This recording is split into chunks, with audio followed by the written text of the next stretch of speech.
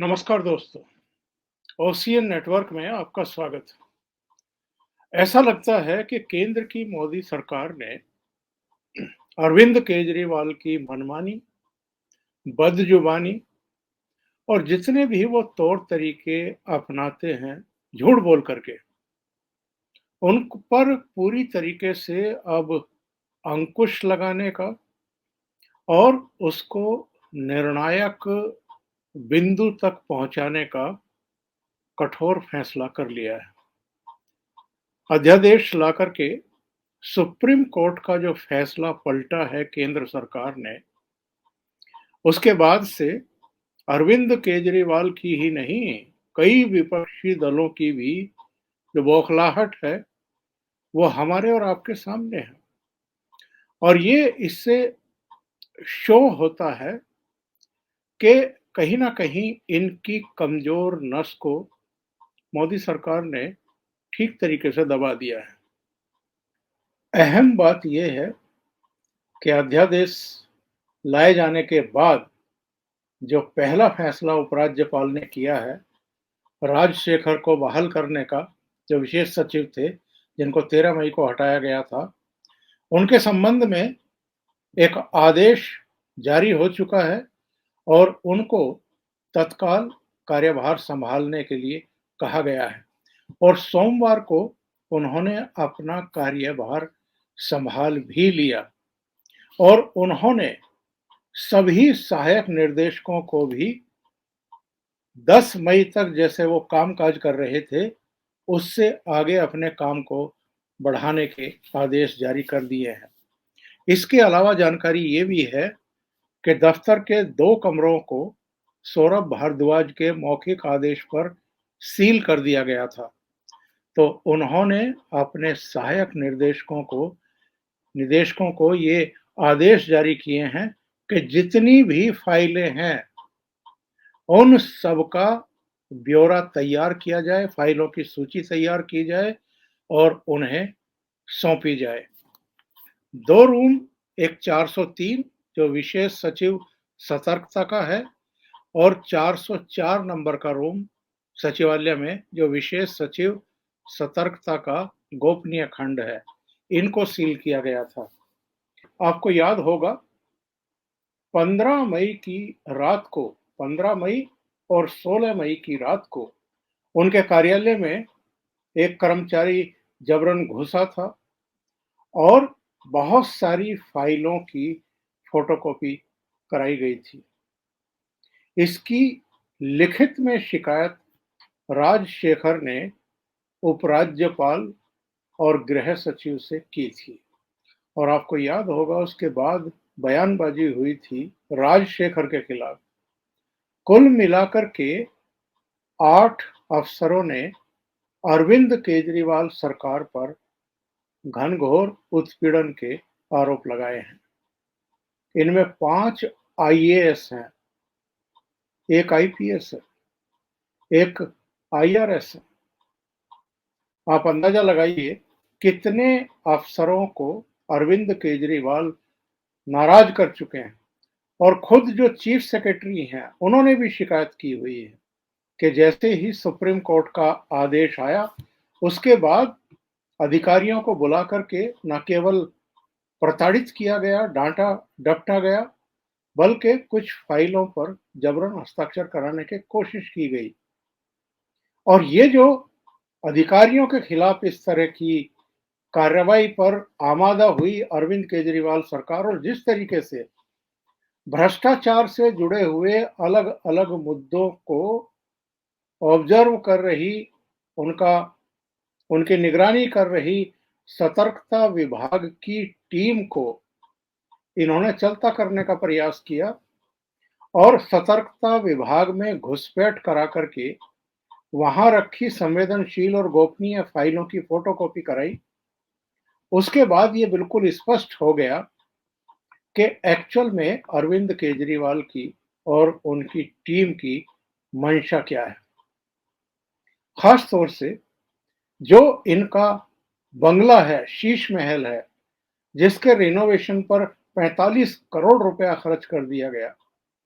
इसके अलावा बस खरीद से लेकर के स्कूलों में जो कमरे बनवाए गए, जो विज्ञापन दिए गए और जो शराब घोटाले की सीबीआई जांच के आदेश दिए थे, उपराज्यपाल ने सिफारिश की थी, उससे संबंधित बहुत सारी फाइलें कुल मिलाकर के 12 अलग-अलग मामलों की फाइलें सतर्कता विभाग में थी।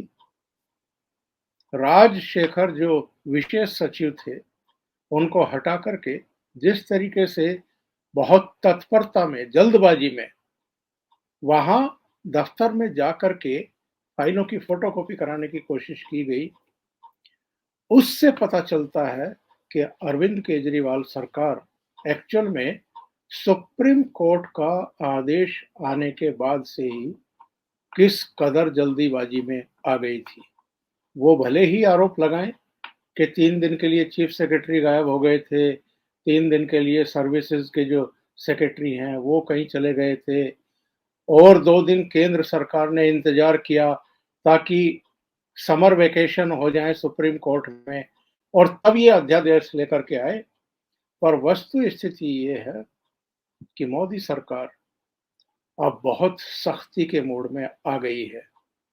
जिस तरीके से केजरीवाल ने और उनके संगी साथियों ने सुप्रीम कोर्ट का आदेश आने के बाद केंद्र को उकसाने की कोशिश की, उसके खिलाफ बयानबाजी की, जिस तरीके से अधिकारियों का उत्पीड़न करने की कोशिश की, उनको डराने, धमकाने, दबाने की कोशिश की, उसके बाद ऐसा लगता है कि केंद्र सरकार का ये दृढ़ मत बन गया है कि अब इनकी मनमानी पर पूरी तरीके से अंकुश लगाने का समय आ गया है। एक तो इन पर तमाम तरह के भ्रष्टाचार के आरोप हैं। इनके दो मंत्री सत्येंद्र जैन और मनीष सिसोदिया इस समय तिहाड़ में हैं। खुद अरविंद केजरीवाल से शराब घोटाले मामले में 9.5 घंटे तक सीबीआई पूछताछ कर चुकी है अपने मुख्यालय बुला करके, और सिटिंग चीफ मिनिस्टर से इतनी लंबी पूछताछ सीबीआई के द्वारा ये बताता है कि अरविंद केजरीवाल पर भी संदेह की तलवार लटक गई है। अब कब इनको दोबारा बुलाया जाएगा या तीसरी बार बुलाया जाएगा, कब इनको गिरफ्तार करके और मनीष सिसोदिया की तरह जेल भेजने का मार्ग प्रशस्त सीबीआई और ईडी करेगी, ये तो आने वाला समय बताएगा। लेकिन जिस तरह की सख्ती इस समय केंद्र सरकार ने की है कि आप भ्रष्टाचार भी करेंगे, आप गड़बड़ियां भी करेंगे, आप घपले घोटाले भी करेंगे, आप जनता को गुमराह भी करेंगे, आप मीडिया का मिसयूज भी करेंगे और उसके बाद अपनी सारी नाकामियों का ठीकरा अगर आपके खिलाफ कार्रवाई होती है तो आप केंद्र सरकार के सिर पर फोड़ने की कोशिश करेंगे हमेशा। तो फिर ये नहीं चलेगा। और जो जानकारी मिल रही है वो ये है कि अरविंद केजरीवाल भले ही सक्रिय हो गए हैं और अलग-अलग नेताओं के पास अलग-अलग राज्यों के अब दौरे करने वाले हैं कि अभी तो अध्यादेश आया है, सरकार आने वाले संसद सत्र में इसे विधेयक के रूप में लेकर के आएगी। लोकसभा में तो उसकी ताकत इतनी है कि विपक्ष उसको रोक नहीं सकता। राज्यसभा में भारतीय जनता पार्टी के 110 एमपी हैं, उनको ये पास कराने के लिए, यानी लोकसभा से पारित विधेयक को पास कराने के लिए, कानून बनाने के लिए 8 और एमपी की जरूरत पड़ेगी। अभी 2 और इस बीच मनोनीत होने वाले हैं, तो 6 की जरूरत पड़ेगी। और इससे पहले भी हमने कई बार देखा है, आंध्र प्रदेश के चीफ मिनिस्टर जगन मोहन रेड्डी और उड़ीसा के चीफ मिनिस्टर नवीन पटनायक ऐसे फंसे हुए हालात में जब मोदी सरकार होती है राज्यसभा में, तो वो समर्थन देकर के उसकी नैया पार लगाते रहे हैं। संदेह इस बार भी नहीं है, लेकिन जिस तरीके से नीतीश कुमार सक्रिय हुए हैं और जिस तरीके से अरविंद केजरीवाल सक्रिय हुए हैं। अरविंद केजरीवाल की नीतीश कुमार से मुलाकात हो चुकी है। अभी वो ममता बनर्जी के पास जाने वाले हैं। आज वो ममता बनर्जी के पास जाएंगे कलकत्ता, 3:30 बजे का टाइम है। कल 24 मई को वो मुंबई पहुंचेंगे, उद्धव ठाकरे से मुलाकात करेंगे। अगले दिन 25 मई को शरद पवार से उनकी मुलाकात होने वाली है। इसी तरीके से वो अलग अलग राज्यों में जाकर के जितने भी भाजपा विरोधी दल हैं उनका सहयोग मांगेंगे और ये कहेंगे कि साहब, सुप्रीम कोर्ट ने जो आदेश दिया था कि दिल्ली सरकार के तहत आने वाले अफसरों की ट्रांसफर पोस्टिंग का अधिकार दिल्ली की चुनी हुई सरकार को होना चाहिए, उसको जो अध्यादेश ला करके मोदी सरकार ने पलट दिया है, तो अब ये चूंकि विधेयक लाएंगे, उसको कानून बनाएंगे, तो राज्यसभा में इसको रोकने में मदद की जाए, ताकि 2024 के लोकसभा चुनाव के लिए भी देश को एक संदेश और संकेत दिया जा सके कि भारतीय जनता पार्टी को, नरेंद्र मोदी सरकार को रोका जा सकता है और इनको हराया जा सकता है। तो इसके लिए अरविंद केजरीवाल अपनी मुहिम पर निकलने वाले हैं।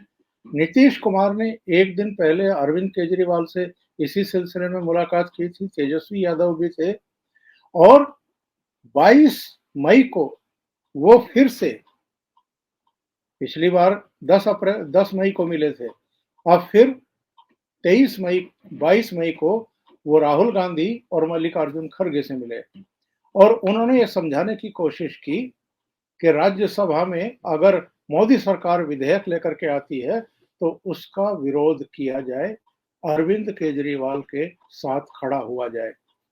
कांग्रेस क्या फैसला करेगी? 2024 के लोकसभा चुनाव कांग्रेस के लिए बेहद महत्वपूर्ण है। वो 2 लगातार चुनाव हार चुकी है, 2014 और 2019 में। 2014 में केवल 44 सीटें आई थी और 2019 में केवल 52 सीटें आई थी। जिस तरीके से पश्चिम बंगाल के मुर्शिदाबाद जिले की सागर दिघी सीट पर उपचुनाव में कांग्रेस को जीत हासिल हुई और तृणमूल कांग्रेस दूसरे स्थान पर खिसक गई, और जिस तरीके से कर्नाटक में मुसलमानों का लगभग एक तरफा वोट कांग्रेस को मिला है, ऐसे में कांग्रेस, चाहे दिल्ली हो, चाहे पश्चिम बंगाल हो, उत्तर प्रदेश हो, दूसरे राज्य हो, उनमें जो इनकी प्रतिद्वंदी पार्टियां हैं, खासतौर से मुसलमान वोटों को लेकर के, ये उनके साथ खड़े होकर के कोई गलत संदेश नहीं देना चाहेंगे। लेकिन ये ऐसा मसला है जिस पर कांग्रेस आम आदमी पार्टी के साथ खड़ी भी हो सकती है। तो ऐसे में वैसे तो ये माना जा रहा है कि मोदी सरकार के सामने किसी तरह की कोई दिक्कत नहीं है, दुविधा नहीं है। वो आसानी से, जैसे पहले कई विधेयकों को पारित करा चुकी है, जगन मोहन रेड्डी और नवीन पटनायक जैसे मित्रों की मदद से, उसी तरीके से इसको भी करा लेगी। लेकिन अगर ये राज्यसभा में बिल गिर जाता है तो फिर उसके सामने एक और विकल्प बचता है, संयुक्त सत्र बुलाने का, और संयुक्त सत्र बुला करके वो आसानी से इस विधेयक को पारित भी करा लेगी, कानून भी बनवा लेगी, राष्ट्रपति की मोहर लगवा करके। तो ऐसा लगता है कि मोदी सरकार अब अरविंद केजरीवाल और जो इनके साथ लगे हुए दूसरे राजनीतिक दल हैं, उनकी निरंकुशता पर शिकंजा कसने के लिए कमर कस चुकी है पूरी तरीके से। आने वाले दिन बताएंगे कि ये जो विपक्षी एकता की मुहिम इस समय चल रही है, ये कितनी सिरे चढ़ेगी और कितनी सिरे नहीं चढ़ेगी।